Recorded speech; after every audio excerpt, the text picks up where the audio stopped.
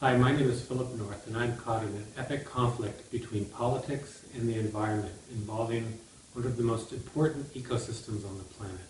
When it comes to salmon, Bristol Bay in Alaska is the best of the last great places on Earth.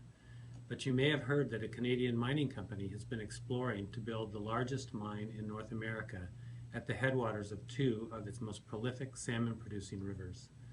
To make matters worse, the primary metal to be mined is copper, which is highly toxic to salmon.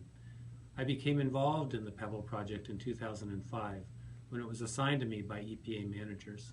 I was a one-person EPA office on the Kenai Peninsula, across Cook Inlet from the site of the copper deposit. I was not a manager or a decision maker, and am now retired from the EPA, but that has not stopped the Canadian Mining Company and their friends in Congress from fabricating a story of unethical collusion between me and others who oppose the mine.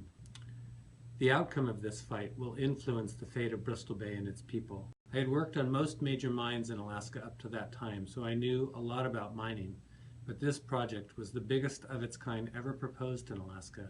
I went to meeting after meeting after meeting with the mining company as they offered information and requested feedback about their plans. Meanwhile, I was collecting scientific information about Bristol Bay and copper sulfide mining. I learned that the headwaters of Bristol Bay are the foundation for the planet's richest commercial sockeye salmon fishery, a haven for sport anglers, and one of the last places where a salmon-based native culture exists. In the Atlantic, salmon are all but gone. It's the same in southern portions of the North Pacific.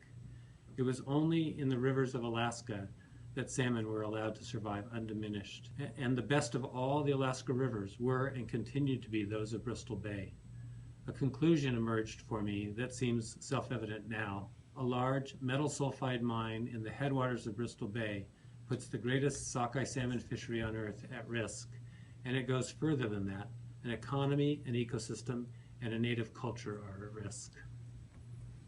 Now it was my job to convey that information to EPA managers, who would eventually be tasked with deciding what to do.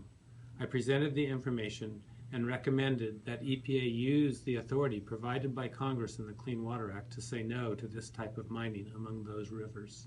First, the managers at EPA were non-committal. The turning point came when a group of 6 Alaska Native tribes submitted a letter asking that the agency use its congressionally mandated authority to stop metal sulfide mining in the Bristol Bay watershed, which is what I was also recommending. The Canadian Mining Company accused me of helping to write this letter. That accusation is a key part of a lawsuit it has brought against EPA. I have to say for the record that neither the idea of the letter nor the letter originated with me. The author asked me to take a look at a draft, which I did as I considered it my duty as a public servant to provide feedback, just as I had done with the mining company. Except that in contrast to the extensive feedback I gave to the mining company, I made only minor suggestions to the tribes. Then I told EPA managers the letter was coming.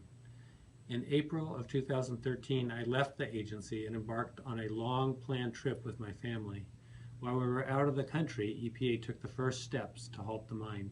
The mining company concocted a theory of illegal conspiracy with me at its center. It would have been laughable had they not tracked me down in Australia to subpoena me as a witness in their case, which then allowed the Republican-led Congress to subpoena me also. On the advice of friends, I retained a law firm and am fighting back. But I could sure use some help.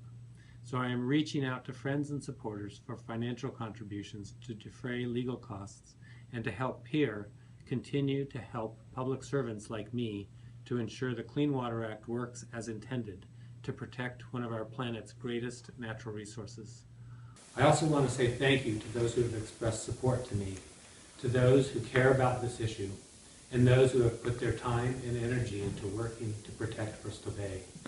I may have retired, but the fight for Bristol Bay goes on. Thank you.